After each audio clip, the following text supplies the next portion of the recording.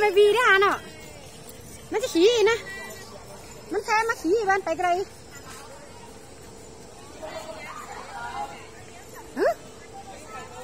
bảo sao đen cứ lên cái này cơ mà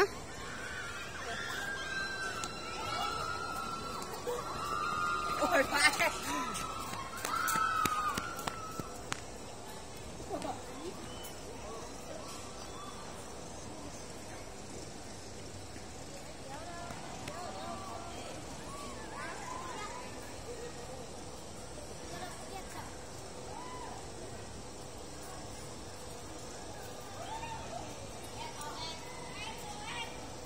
thấy run không?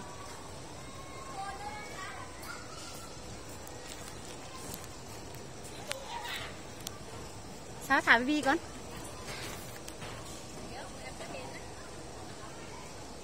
Mới siêu bé cái nữa nào?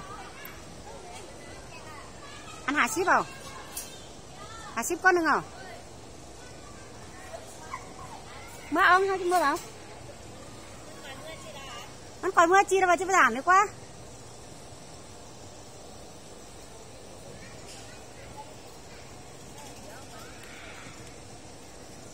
Ấy hợp nó quay hả chứ nè.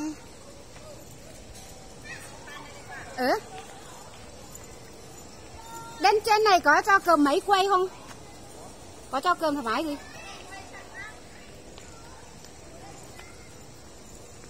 Đi ăn đấy gì điểm này.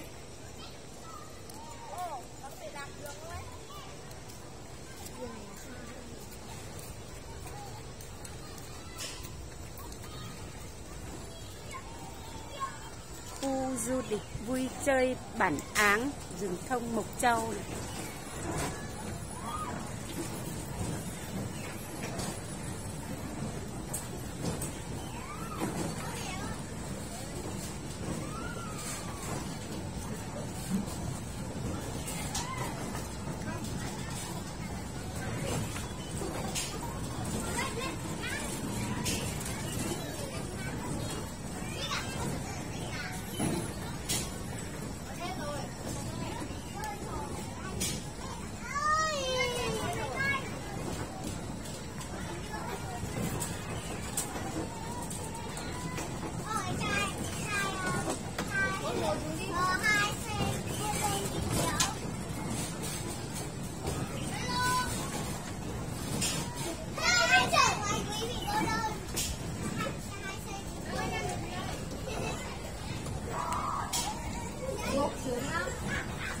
Một vừa im luôn.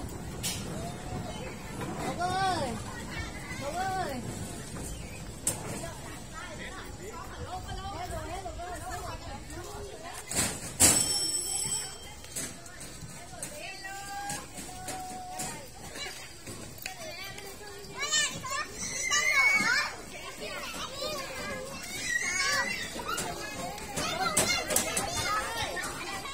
Mua vé này đâu đây này? Đây à?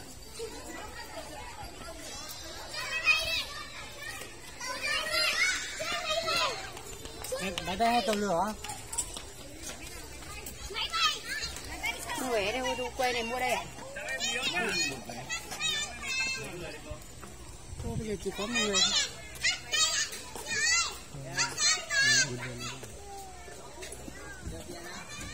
Mà còn trẻ đi đâu hết nhỉ?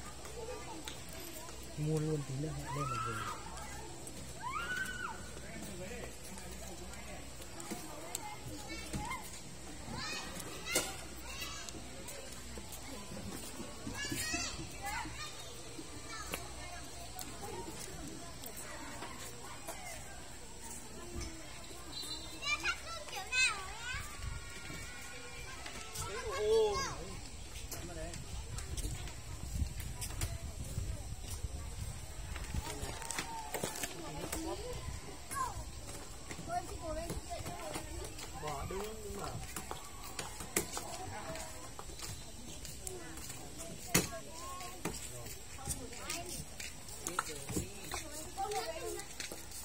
một cái có hay không?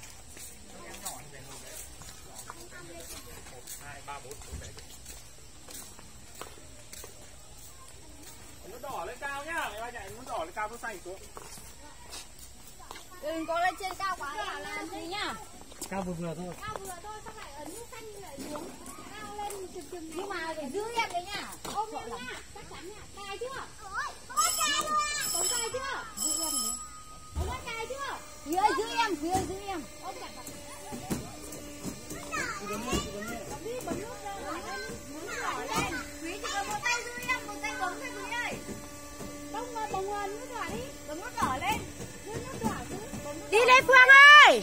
Vi ơi xuống ơi. Nhanh lên. Bà lời con đấy nhanh lên. Vi ơi. Đi.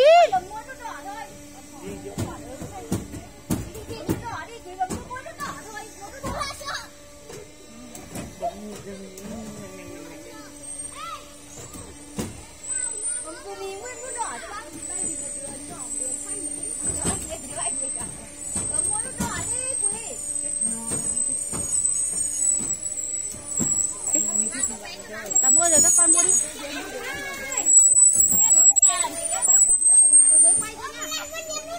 Cầm họ ta máy quay lên mà. Con cứ quay đi, quay ở chỗ con ở dưới quay đi.